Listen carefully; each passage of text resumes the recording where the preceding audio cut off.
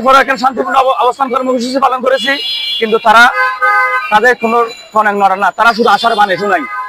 আমরাও আশার বাণী শুনে হয়তো চলে যাই, গ্রামের সহজ সরল মানুষ, কিন্তু পরক্ষণে বুঝতে পারছি না তারা আমাদেরকে সমাধানের পথে না হাঁটে, তারা আমাদেরকে কিভাবে না দেওয়া যায় সেই পথে তারা হাঁটতেছে। সেজন্য আমরা গত 15 জুন এখানে শান্তিপূর্ণ মানববন্ধন অবস্থান কর্মসূচি পালন করি। তার পরিপ্রেক্ষিতে আমাদের দাবি দেওয়াটা কেন মেনে নেওয়া হচ্ছে না, কোনো সাড়া দিচ্ছে না। প্রাথমিকভাবে ডিসি মাসুদ স্যার এসে আমাদের শান্তিপূর্ণভাবে 5 জন নিয়ে গেছিল সচিবালয়ে। তো আমরা গেছিলাম, ঠিক আছে, মনে করছিলাম একটা সাক্ষাৎ হবে, সাক্ষাতের পরিপ্রেক্ষিতে হয়তো ফলপ্রসূ কোনো আলোচনা হবে, কিন্তু তারা আমাদেরকে 1.5 ঘন্টা ধরে বসাই রেখে কোনো সাক্ষাৎ তো করলো না, বরঞ্চ তারা আমাদেরকে বলে যে হ্যাঁ বের হয়ে যাও, বের হয়ে যাও। এভাবে করে 1 মিনিটে তারা জানে সচিবালয়ে।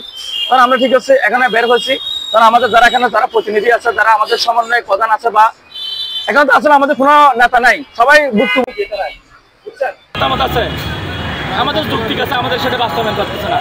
আপনাদের এই বিষয়টা জানানোর জন্য আজকে সাংবাদিক সম্মেলন বা প্রতিবাদ সভা করছে। হ্যাঁ, এটার জন্য। তবে আপনাদের সারা বাংলাদেশ থেকে টোটাল আপনারা কতজন আছেন আপনাদের সঙ্গে? আমরা তাদের তালিকা বলতেছে 39 জন, কিন্তু আরো হয়তো বেশি হতে পারে, বুঝছেন। কিন্তু আমরা একটিবারের জন্য আমরা আবেদন করতে পারি না, এটা হচ্ছে আমাদের মূল বিষয়, শনাক্ত পাওয়ার পরও, যদিও লক্ষাধিক পোস্ট থাকা সারা বাংলাদেশে।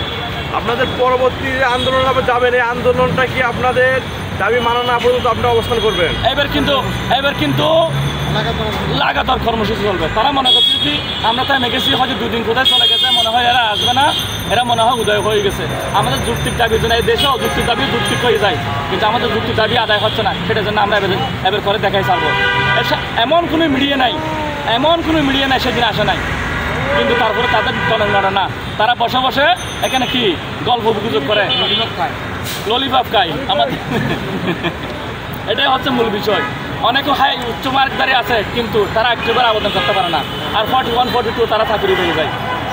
এই দেশে কী বৈষম্য হচ্ছে, কিন্তু অতি উৎসাহী পুলিশ সেদিন নাকের জানে পাবে আমাদের ডিআরসেল বলেন, গ্র্যান্ড সাউন্ড বলেন, অযথা আমাদের সাধারণ ভুক্তভোগীর উপর মারা হয়েছে।